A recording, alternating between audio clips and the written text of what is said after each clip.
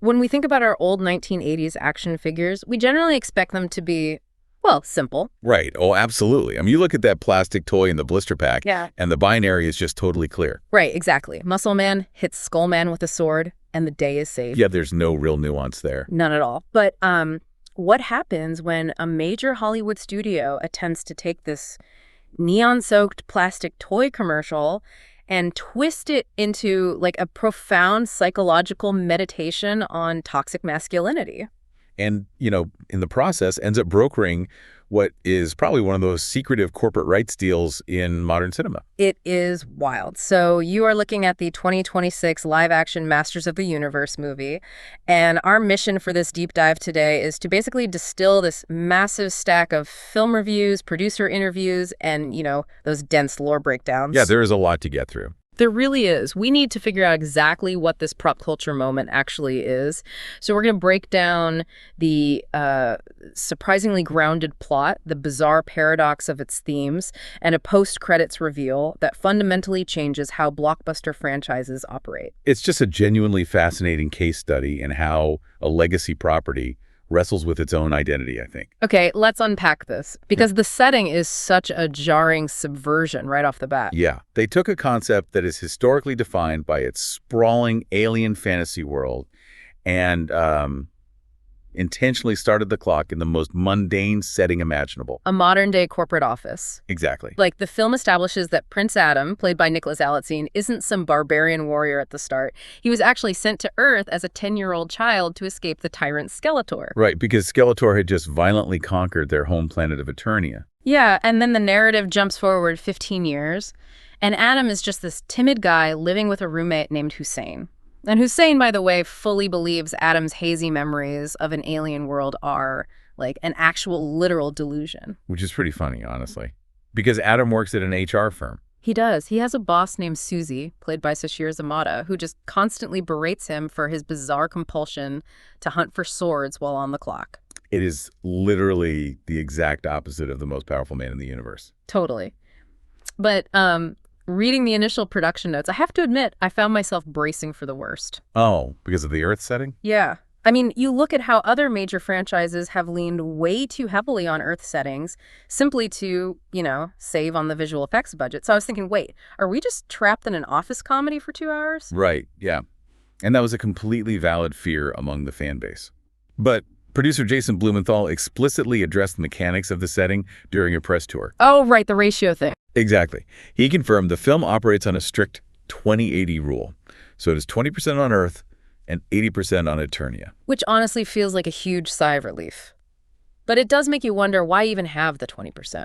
Like, if you have the massive budget for Eternia, why ground it on Earth at all? Well, because if you just drop an audience directly into a neon-drenched planet with, laser-shooting panthers and skull-faced dictators right out of the gate. It's just too much. Yeah, exactly. You risk sensory exhaustion. So the Earth segment functions as this essential establishing springboard. Right. It provides the necessary emotional baseline, so the fantasy elements actually feel earned later on. Plus, it connects Adam to his childhood friend Tila, played by Camila Mendes. Who is great, by the way. He is. And it sets up this realistic, albeit really funny, mechanism for him to retrieve his long-lost sword of power from a local comic book shop. Which we definitely need to talk about later. Oh, absolutely. But once they open that portal to Eternia, the film completely transforms into the epic that fans actually paid to see. And the visual pop of Eternia, it's just insane. Like, looking through the production stills, the best analogy I could come up with is that it feels like Barbie for boys, but shot with a Thor aesthetic. That is a great way to put it. Right. It is just aggressively bright, which makes a lot of sense when you look at the director, Travis Knight. Yeah, his background is huge here. It is. He has this incredible background in vibrant stop-motion animation over at Leica, and he brought that exact same colorful energy to the Bumblebee movie a few years ago. If we connect this to the bigger picture, Knight's visual approach is actually a highly deliberate critique of the modern blockbuster landscape. Oh, interesting. How so? Well, for the last decade, we've seen superhero films completely dominated by this muted, gray, desaturated aesthetic. Oh, yeah, the whole everything is concrete, rain, and cloudy skies look. Right. It's supposed to make men in spandex feel gritty and realistic, I guess. Yeah. But Knight completely rejects that. He utilizes this Flash Gordon-inspired color palette to give audiences a literal Saturday morning cartoon brought to photorealistic life. I love that. Even the dystopian interiors of Skeletor's reign feature these rich, saturated colors. The whole intention is to directly evoke the unironic joy of a child playing with toys on their living room rug. That visual brightness creates such an incredible contrast, though, because the narrative completely betrays that sunny Saturday morning aesthetic. It goes to some surprisingly dark places. It really does. The core conflict dives into this deeply dark psychological duality between the hero and the villain, and I think the way the script handles Prince Adam's childhood trauma might be one of the smartest narrative pivots in recent sci-fi. I agree. It completely reframes the entire lore of the franchise. Here's where it gets really interesting. For 40 years, people have relentlessly mocked the goofy names in Masters of the Universe. Oh yeah, Ram Man, Fisto. Exactly. You have guys named Mechanic. But the film justifies this by explaining that a 10-year-old Adam literally invented those names. Which makes perfect sense. Right. They were just the nicknames a scared child assigned to his father's royal guard. And crucially, Adam invented the aspirational, hyper-masculine alter ego He-Man purely as a coping mechanism. Yeah, it was his way of managing his deep-seated insecurities about his father, King Rander, who was relentlessly pushing him to be, physically stronger. He was a child trying to conceptualize what a strong man is supposed to look like. Exactly. Severely limited by a child's understanding of masculinity. And then you contrast that vulnerable origin with the villain. And I'll admit, when I saw Jared Leto was cast as Skeletor, I audibly groaned. You and a lot of other people. Right. I fully expected just a generic, cackling bad guy chewing the scenery. But there is this horrifying layer of psychological abuse beneath his performance. The reviews really highlighted that dichotomy, actually. Critics noted that Leto plays Skeletor with immense theatricality. He really does. Yeah, he's a great diva, like a 90s Disney villain on steroids who literally pouts when his evil monologues don't get the desired reaction from his henchmen. Which is hilarious. It is. But underneath that purple cloak, the film uses him to explore pure, unadulterated, toxic masculinity. Like, he physically and emotionally tortures his own loyal generals. It gets really intense. Yeah, he uses dark magic to burn Beast Man's skin as a punishment. Oh, wow. And he physically chokes his fiercely loyal second-in-command, Evil Lynn, played by Alison Brie, simply to assert dominance when he feels his authority slipping. When I watched the scenes where Skeletor mentally attacks Adam, it felt less like a fantasy villain and more like a magical manifestation of modern imposter syndrome. That's a really good way of putting it. Because he doesn't show Adam visions of apocalyptic hellfire or whatever. He projects himself into Adam's mind and twists mundane memories from Earth. Like, he replays Adam's failed blind dates. Right, just picking at his insecurities. Exactly. He forces Adam to relive getting berated by his HR boss, Susie. He actively weaponizes Adam's own feelings of inadequacy. It is the literal definition of gaslighting, scaled up to a magical degree, and it fundamentally alters the typical hero's journey we see in these films. How so? Well, the screenwriters clearly looked at Joseph Campbell's The Hero with a Thousand Faces, but they tweaked the ultimate boon. Okay. Skeletor is a villain entirely devoid of an internal moral compass, so he desperately seeks an external shortcut to authority. He genuinely believes whoever physically holds the sword of power is entitled to rule. Right, but the film's central thesis is that the sword is just a piece of metal. It's a prop. Exactly. Adam's ultimate realization is that the true power of Grayskull isn't an external weapon he needs to find. It is an internal psychological integration he has to achieve. Yeah. He unlocks it not by becoming the most violent guy in the room, but by tapping into his innate capacity for empathy and kindness, which, to have a movie based on a line of muscle-bound action figures argue that true power is actually emotional intelligence is wild. It really is. Yeah. It is a staggeringly progressive message for a brand historically rooted in 1980s machismo. But we have to look at how that progressive message actually played out on screen, because there is a massive disconnect here. Yeah, the execution wasn't flawless. No, it wasn't. I'm going to play the skeptic for a second. This film struggled intensely out of the gate. It barely scraped together a $30 million opening weekend. Which is not great for a budget that size. Not at all. And reviewers, like Casey Foreman on YouTube, gave it a 2.9 out of 5, specifically hammering the clunky pacing of that first half. And honestly, I kind of get it. You do? Well, dumping a planet's worth of exposition onto the audience while a guy is just like filing paperwork at an HR firm sounds like a total drag on paper. See, I actually push back against Foreman's critique on the pacing. Really? Why? The slow burn on Earth isn't a flaw, it's a structural necessity. As we discussed with the 2080 rule, if you rush the emotional grounding, the explosive payoff on Eternia loses all of its weight. That's a fair point. The real issue that hurt its reception wasn't the pacing, it was the profound tonal inconsistency. Exactly. That is exactly it. The script attempts to dismantle toxic masculinity, but then it leans heavily on these jarring Marvel-style sex jokes that feel entirely out of place for a family-friendly toy adaptation. Yeah, they really stick out. They do. And more glaringly, for a movie trying to redefine gender roles, it regressively sidelines the incredibly talented female cast. Which was a huge criticism. Camila Mendes gets completely stranded playing the generic, scowling, badass warrior archetype with basically zero emotional arc. Right. And they completely waste a comedy legend like Kristen Wiig by casting her as the voice of a sardonic, unfunny robot named Roboto. They leave the women out to dry while Leto and Galatzine get to chew all the scenery. What's fascinating here is that it creates this paradox. You have a film actively trying to update a 40-year-old boy's brand for a modern audience, yet it falls victim to the exact same blind spots of the era it's trying to critique. Yeah. It highlights how difficult it is for these legacy corporate properties to truly evolve beyond their origins. But what is wild is that while critics were dissecting these structural flaws, the hardcore fans completely ignored them. Oh, they didn't care at all. Not at all. Because they were just mesmerized by the sheer volume of Easter eggs.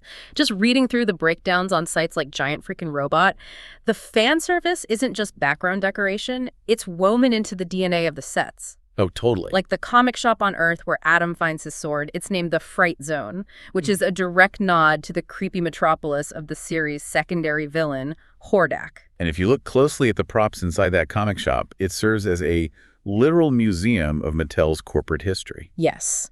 The background is filled with 1970s Big Jim and Torak toys. Which is such a deep cut. It is. For anyone not deep into the lore, those aren't just random action figures. In the real world, Mattel didn't want to spend money manufacturing new molds in the early 80s, so they took their existing Big Jim and Torak prototypes, modified the bodies, and those became the actual He-Man and Battle Cat toys. This is amazing. So when Adam has to wrestle a Torak statue in the shop to get his sword, the character is literally fighting his own real-world corporate origins. It is incredibly meta. They also utilized casting to bridge the gap between generations of fans. Whoa, the Pig Boy thing. Yeah. They brought back a character named Pig Boy to serve Skeletor. That incredibly specific role was originally won in a contest by a fan named Richard Sponder back in the 1987 live-action movie. Wow. And they painstakingly recreated it here for this movie. And that all culminates in, like, the ultimate passing of the torch. Adam is struggling at the gym on Earth, and a guy spots him, offers some sage advice, and salutes him with the phrase, "Good journey." The theater reactions to that were great. I bet, because that guy is played by Dolph Lundgren, the original live-action He-Man. It's a moment explicitly designed to make theaters erupt. It honors the physical legacy of the franchise while acknowledging that the character of Adam has to evolve beyond Lundgren's 1980s brute force interpretation. And that evolution completely dictates how the climax of the film operates. Because a movie warring with its own tone and themes has to find a way to resolve the conflict without betraying its message. So, what does this all mean? We arrive at the finale inside Castle Grayskull. Skeletor finally gets the upper hand. He overpowers Adam, physically breaks the Sword of Power, impales Adam with the shattered hilt, and leaves him bleeding out on the floor. It is a really bleak, all is lost kind of moment. It really is. But this is where the subversion of Joseph Campbell pays off. Lying there, dying, Adam finally accepts that he doesn't need the physical sword to have worth. Yeah. He stops seeking external validation, and by achieving that internal emotional integration, he summons the true power of Grayskull, The magic flows out of him, reforming the shattered blade, and he transforms into He-Man at full strength. And the mechanism of how he defeats Skeletor is brilliant. He doesn't just beat him to death in a fistfight. No, he doesn't. He-Man targets the literal source of Skeletor's abusive authority. He shatters Skeletor's Havoc staff with his bare hands, and by destroying the instrument of control, the resulting explosion of dark magic causes Skeletor to disintegrate. Leaving nothing behind but a disembodied skull on the floor. Exactly. He defeats toxic masculinity by removing its ability to inflict harm. Which brings us to the epilogue. 6 months later, Eternia is at peace. The city is rebuilding, and Adam has fully embraced his role as a protector, riding off on Battle Cat. But this is 2026. A massive intellectual property is never truly over when the screen cuts to black. Never. There are 3 post-credits reveals, and they escalate from fun nostalgia to, industry-shaking implications. Walk us through them. Okay, so the first is a pure homage. It features the floating troll and wizard, Orko, delivering a classic 1980s-style PSA directly to the camera. Oh, I loved those. Yeah, he reminds the audience that muscles don't make the man. It's a direct callback to the strict broadcast mandates of the 1980s Filmation cartoons, where every episode legally had to end with a clear moral lesson for children. It's a really nice palate cleanser, but the mid-credits scene is the earth-shatterer. It really is. We see Queen Marlena and Duncan talking in the palace. Marlena mentions she had once lost hope for Adam, but then adds she had lost hope for both of them. And Duncan replies, "Perhaps one day she'll come back to us too." Then the scene instantly cuts across the galaxy to a completely different planet, Etheria. The reveal here is incredible. We see a female warrior from behind, gripping the sword of protection. A voice calls her Force Captain Adora, and she replies, "No, not anymore." It's She-Ra. Yes, Princess Adora, Adam's kidnapped twin sister, finally renouncing her brainwashing from the evil horde. It's a huge moment. It is. And then, just to tie a bow on the villain side, the final post-credits scene shows Evelyn sneaking back into the ruins of Castle Grayskull. She picks up Skeletor's skull, makes a quip about his appearance, and as she walks away, Jared Leto's maniacal laugh echoes through the hall. Hinting that Skeletor is coming back. Exactly. But I need to stop and go back to that She-Ra reveal for a second. Wait, Mattel owns He-Man, but DreamWorks owns the film and television rights to She-Ra. They have maintained a strict legal firewall for years, which is why those characters never crossed over in the recent Netflix shows. Are you telling me these rival mega corporations actually broke that firewall just for a 30-second cameo? How does that even happen? This raises an important question, because it represents a seismic shift in how Hollywood boardrooms view their intellectual property. Yeah. This implies a massive, historic rights-sharing agreement negotiated behind closed doors. If we look at the mechanics of this, it is highly reminiscent of the unprecedented deal Sony and Marvel struck to bring Spider-Man into the MCU. Oh, where they essentially split the revenue streams. Exactly. One studio takes the box office profits from the solo films, and the other takes the merchandising and crossover revenue. Precisely. Rival corporations are looking at the fractured media landscape and realizing that to guarantee box office survival, isolation is a death sentence. Wow. Yeah, they have to pool their intellectual properties to create events large enough to actually draw audiences to theaters. Which leaves us with a truly fascinating, if slightly unsettling, reality to chew on. On one hand, Masters of the Universe is a deeply flawed film. It definitely has its issues. It suffers from a sluggish first act, wildly out-of-place humor, and it blatantly sidelines its female